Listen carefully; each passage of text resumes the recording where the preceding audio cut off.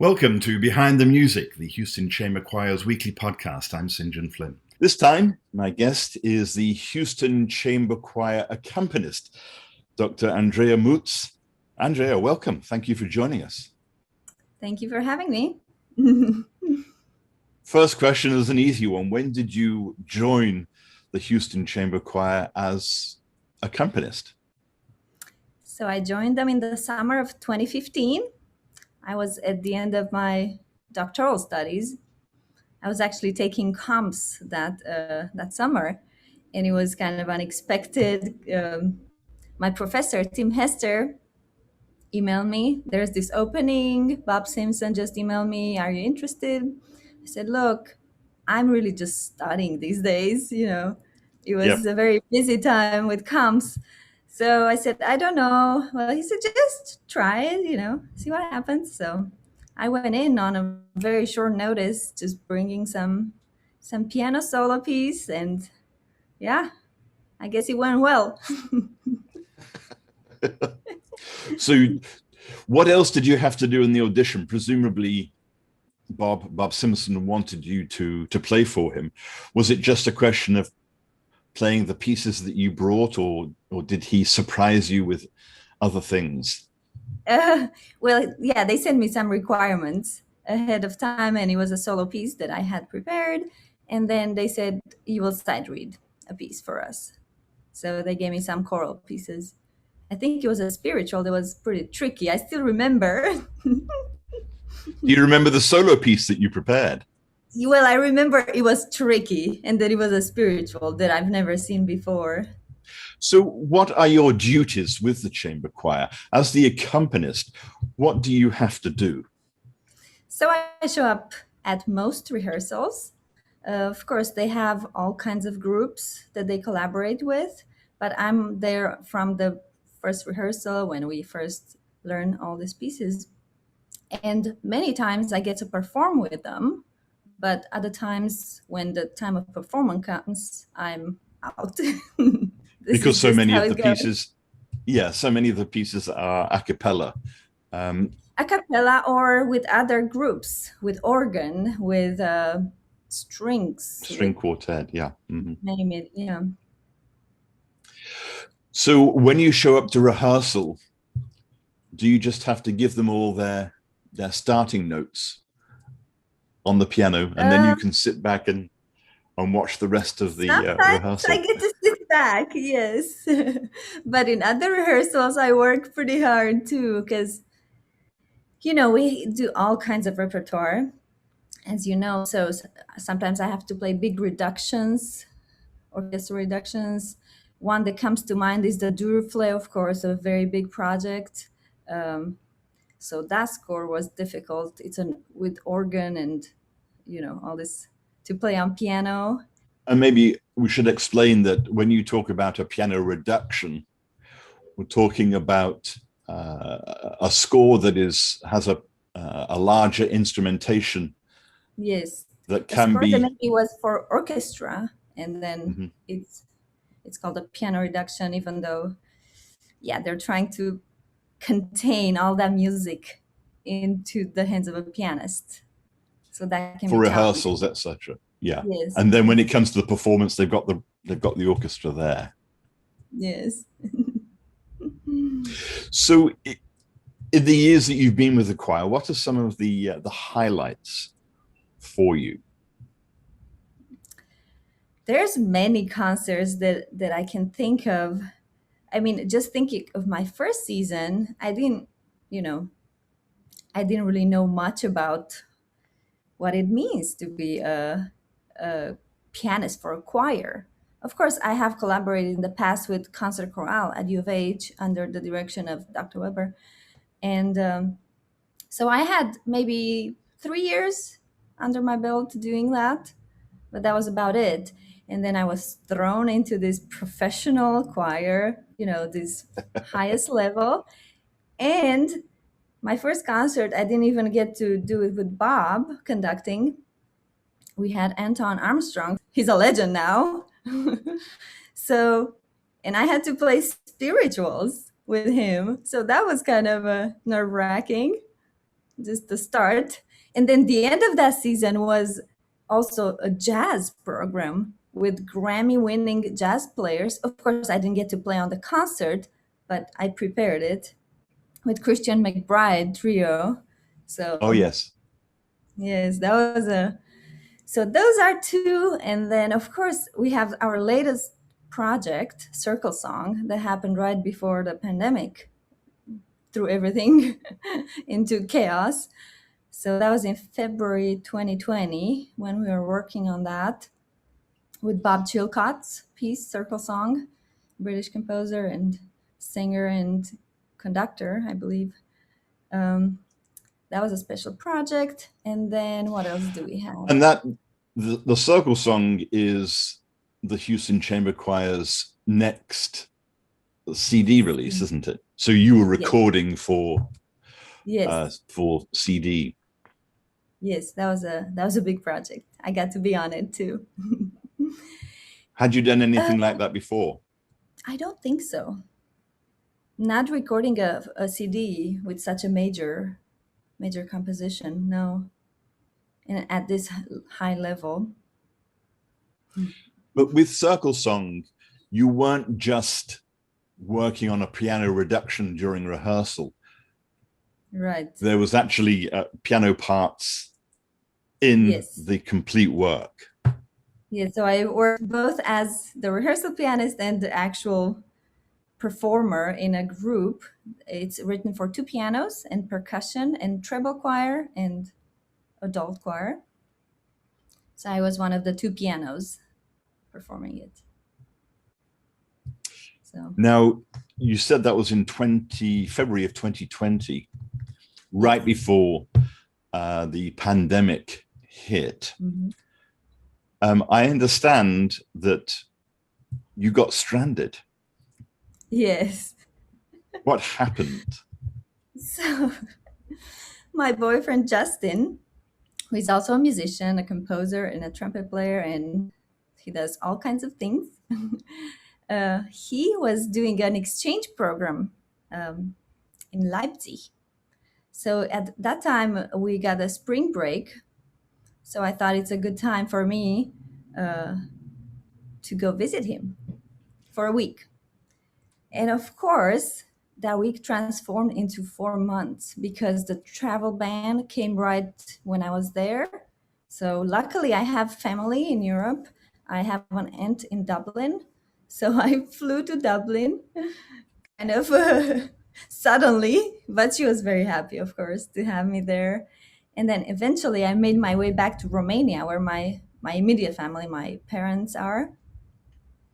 And I spent about a month there. And I was able to eventually travel back through other countries that are not in the Schengen area that has that travel ban. So was Justin able to leave Leipzig and come back to the US? Yes, and it was a big celebration. Actually, his mom and my parents, we all met. They met for the first time. Where? And then Justin in Leipzig. In Leipzig.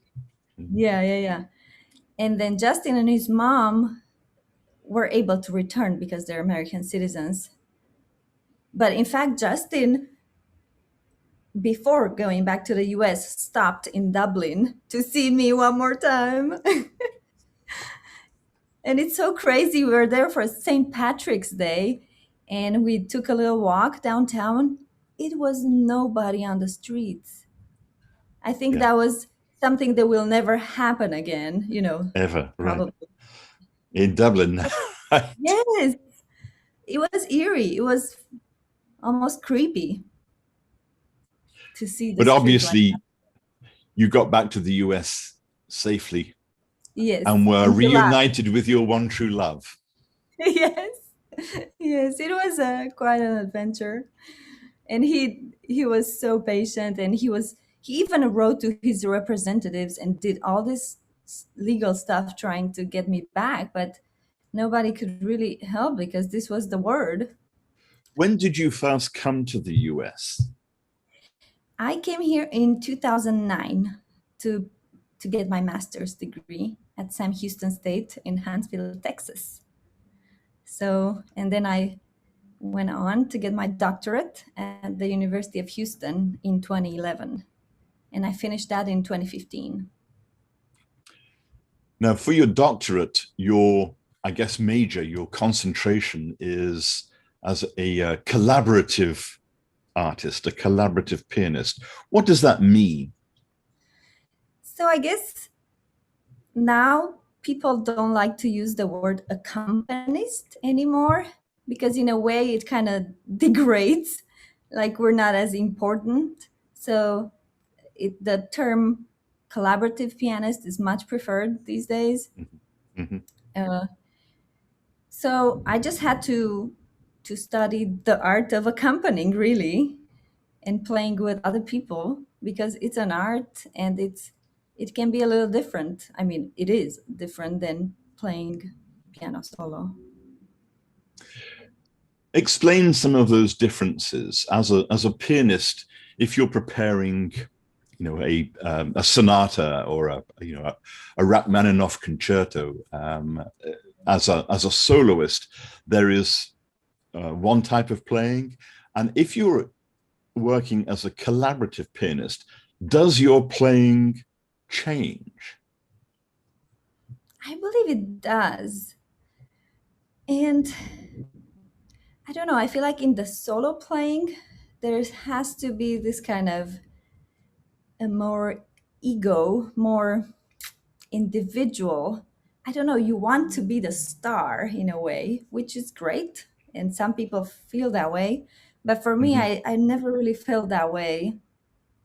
And being on, and it felt a little lonely actually to play solo recitals Mm-hmm. because you just practice by yourself hours a day and then you perform by yourself.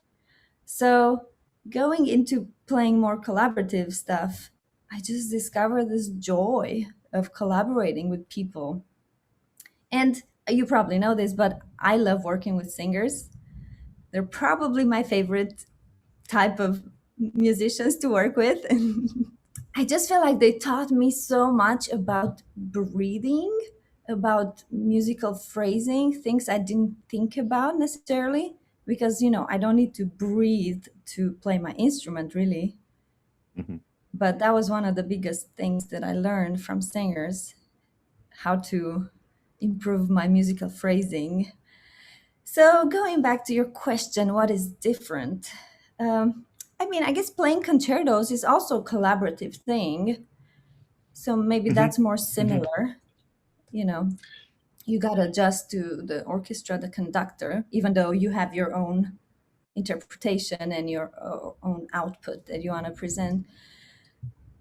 But being a collaborative musician, I just feel like I want to offer the best support. Somebody has to feel so comfortable by the aura of music that I provide.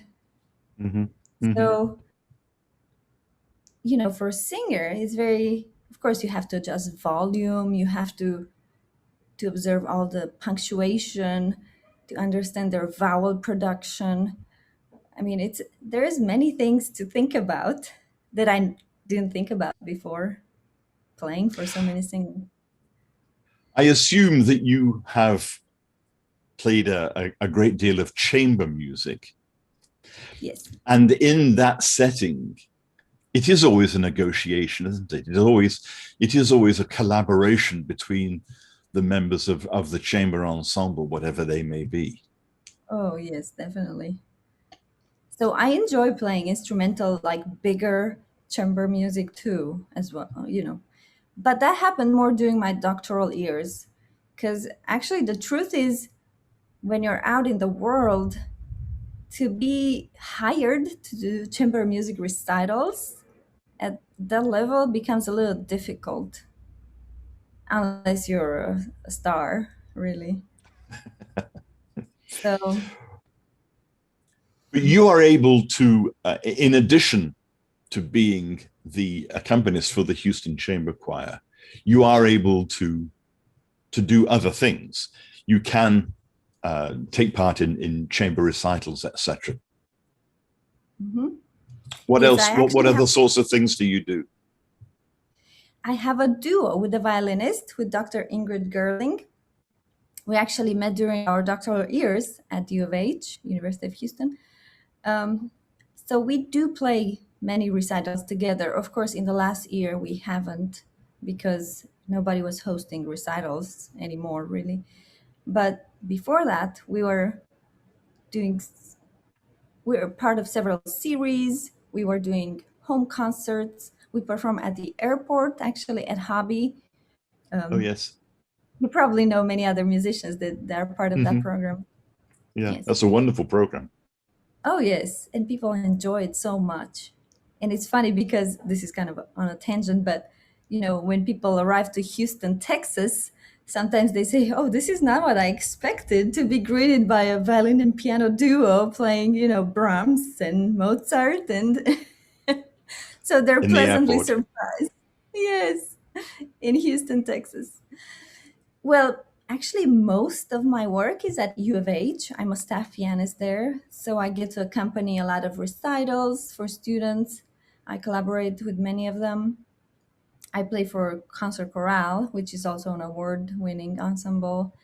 Um, I play for the opera there as well. So I The got Moores to Opera do, Center. I'm sorry, yes, for Morris Opera Center.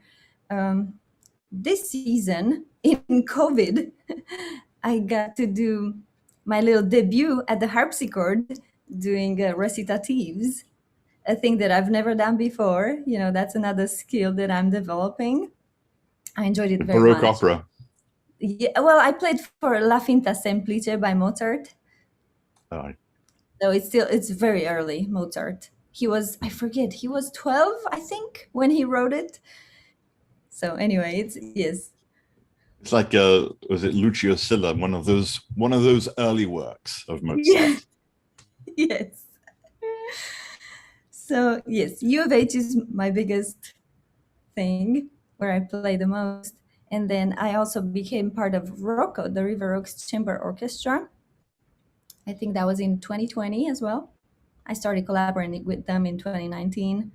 And that's also, it's just a treat to play with those musicians and just be Hmm. part of these musical experiences. I can't even, sometimes I just think, I'm here and I get paid to do this. I would pay money to be here. So it's really wonderful. I'm enjoying this musical life of Houston. I imagine that because you are so busy and you're working with, at the University of Houston, you're working with the concert chorale, the Moores Opera Center, you're working with the River Oaks Chamber Orchestra. You used to be the repetiteur for opera in the Heights. So Yes, you must have a stack of scores I like do. this.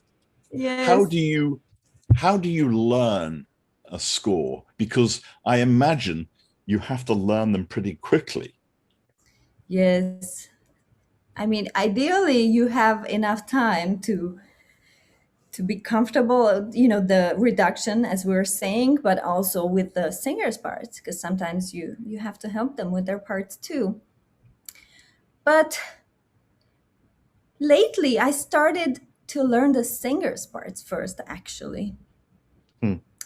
because at Moore's, they're not quite, they're very young singers, so I need Mhm. to make sure, because I'm the control, quality control, that everything is correct what they do.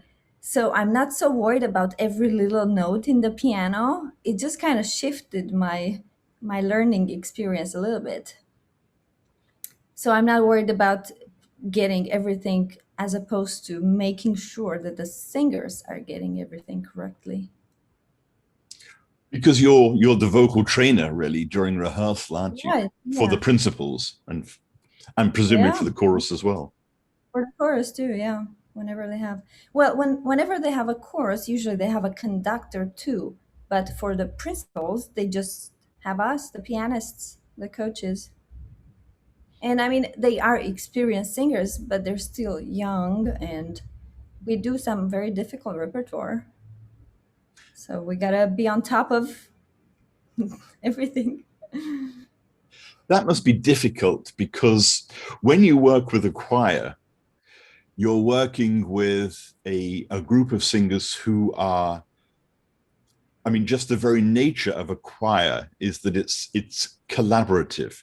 The singers need Yes. they all need to blend together.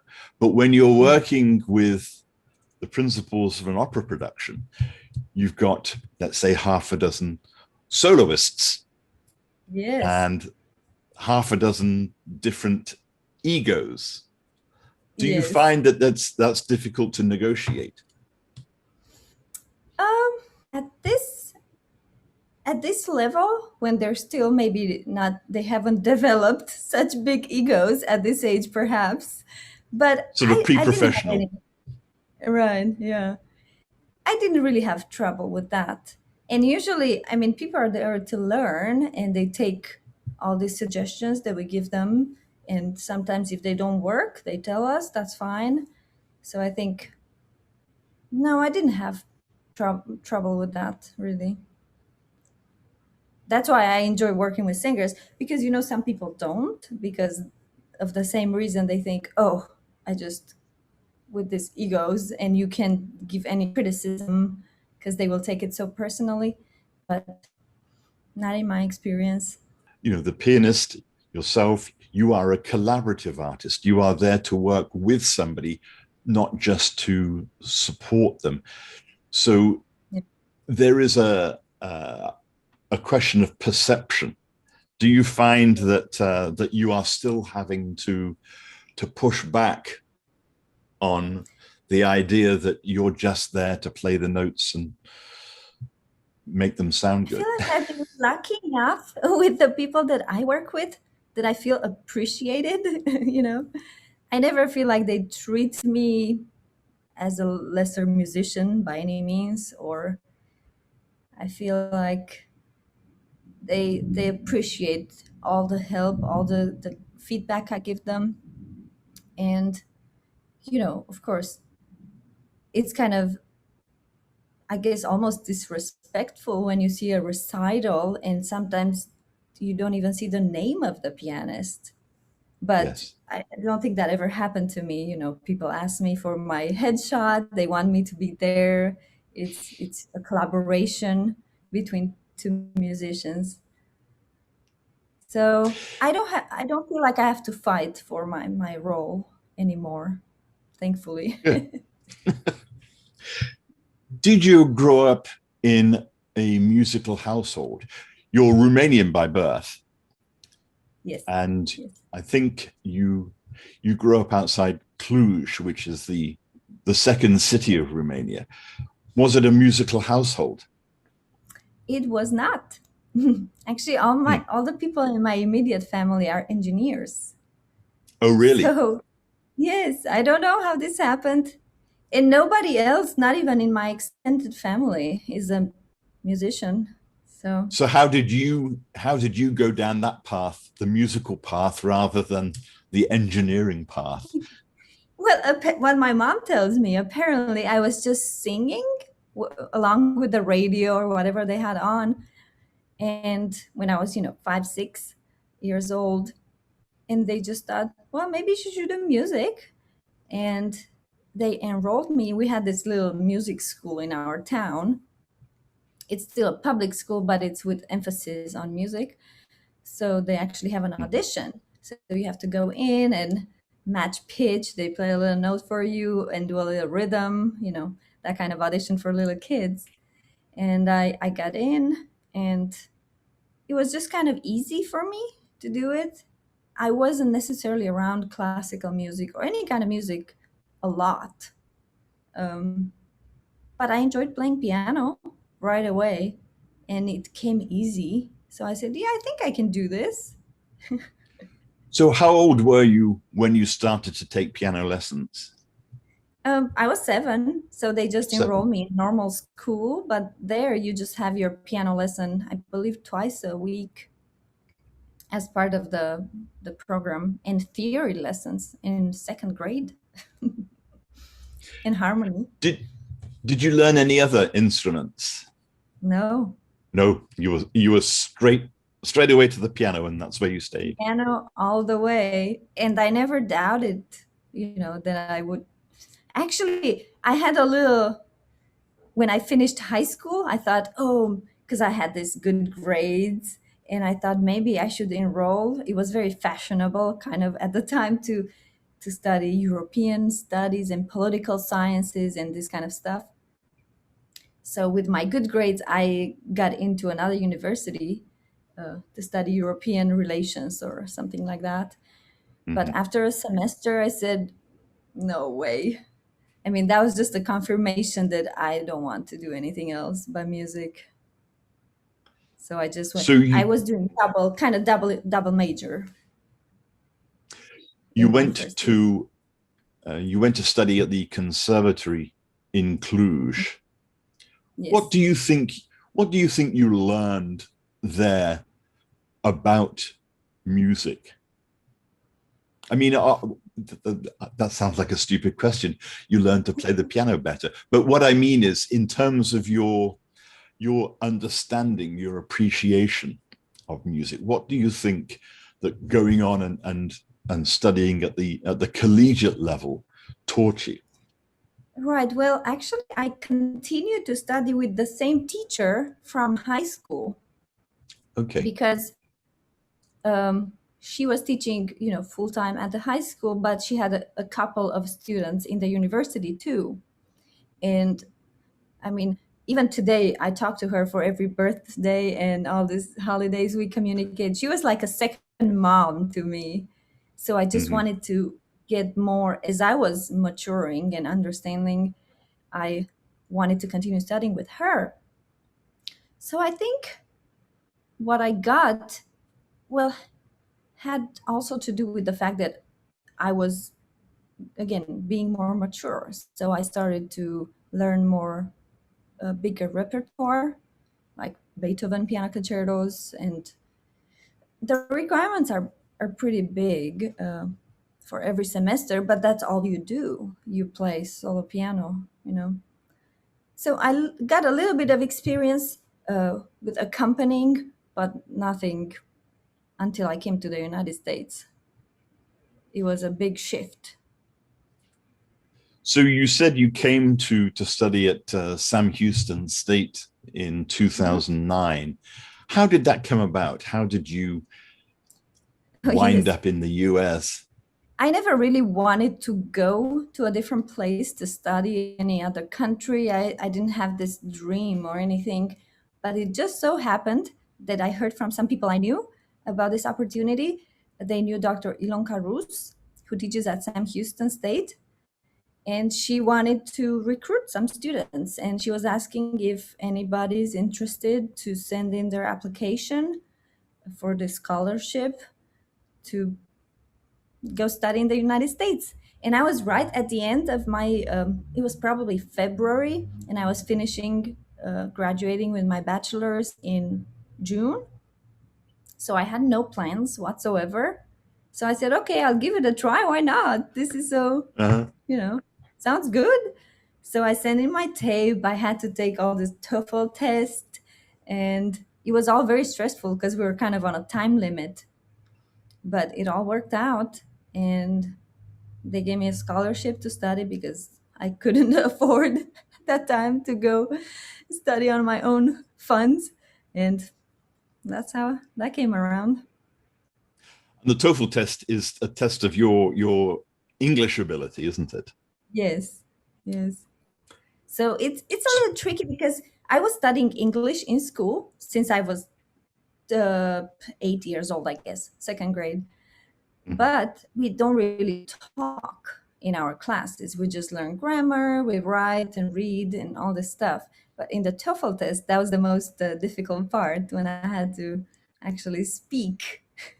When you came to Sam Houston State, when you came into the American system, what was it like? What was your immediate reaction? What surprised you about it? Because I imagine that it's quite different from the Romanian system. It is very different. I think what surprised me the most was the amount of research that I had to do. I never had to do a research paper. For some reason, in our system, we just learn material and then you spit it out in your exam. In the conservatory, that's how it was. You just had the courses, you would read all, long things, but never had to go to the library and research about anything really. It's so weird. So when I came here and I had to go to the library and figure out how to do this in English, that Yeah. was kind of a major shock, a little bit. Of course, this was graduate school.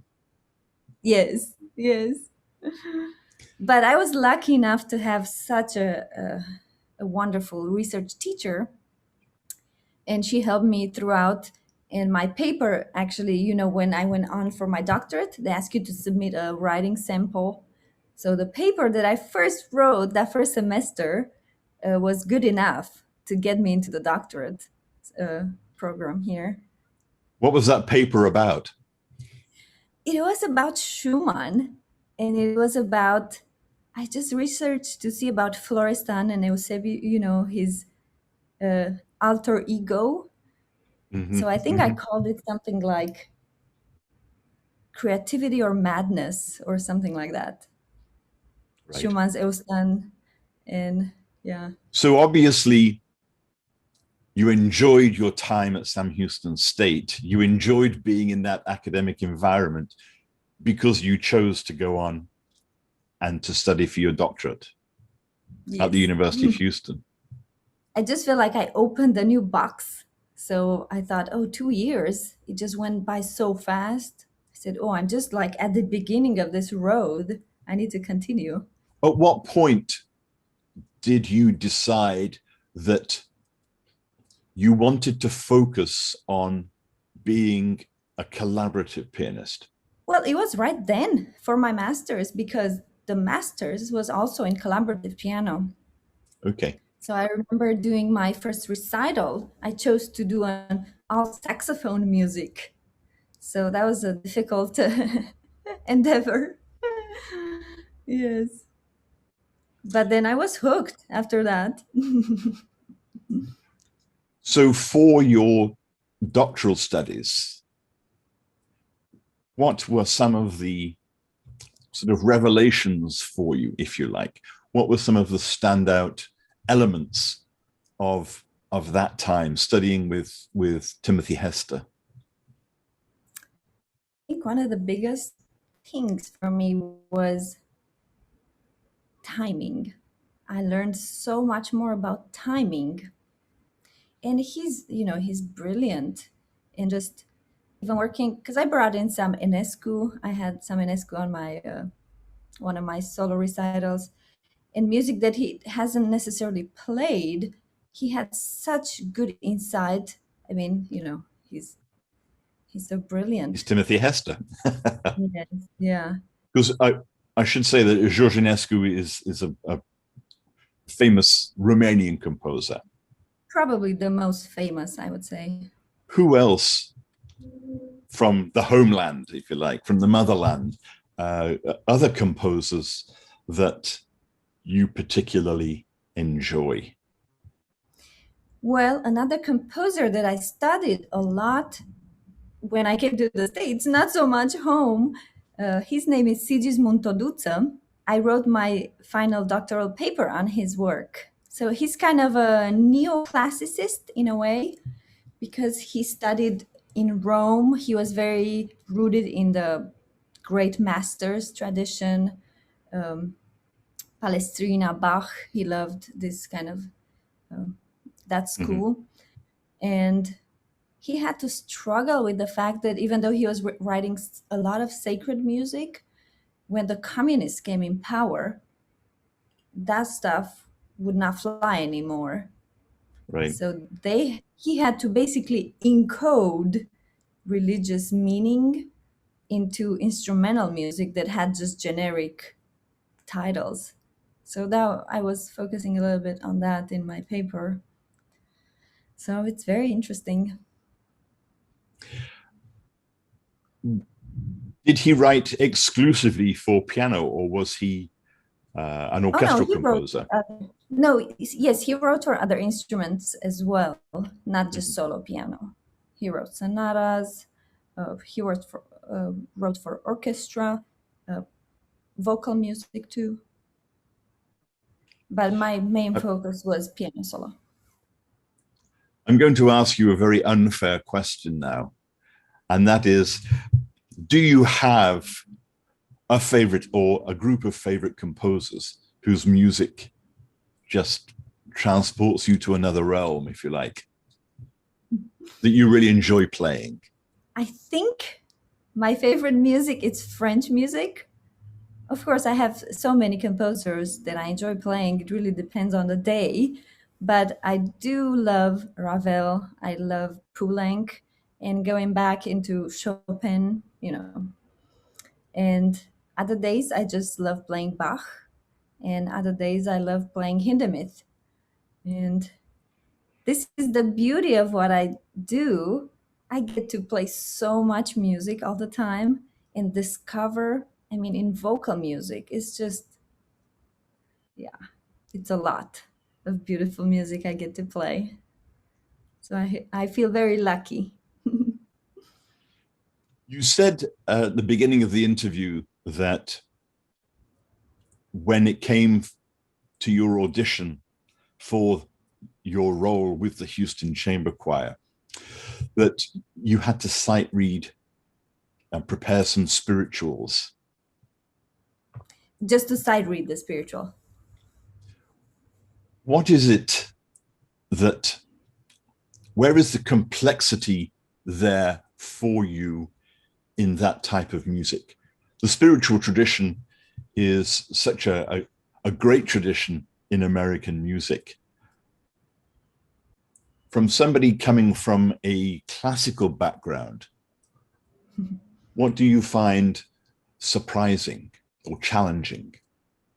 Well, it was challenging because I wasn't around that type of music at all, really, before. That's why I said it was kind of nerve wracking to play for a giant in that field, me coming from Eastern Europe, you know, so foreign to this kind of this style. So I think there's some kind of passion and just giving out that we as classical people think, oh, we need to be so proper. And I feel like I need to free myself a little bit to let go and just play that music. And I remember Anton Armstrong kind of encouraging that and just looking at me like, you know, encouraging me to Mhm. play out and just groove. So it was quite an experience. So, was it a different way of playing for you? Yes, I think more involved. I needed to just play out and just let my body play the instrument. I think that's one of the things that people often don't understand or don't appreciate about the Houston Chamber Choir is that their repertoire does not just include quote unquote classical music, but they Right. do a lot of jazz, a lot of popular music as well. Yes, we have the concert at Miller Outdoor.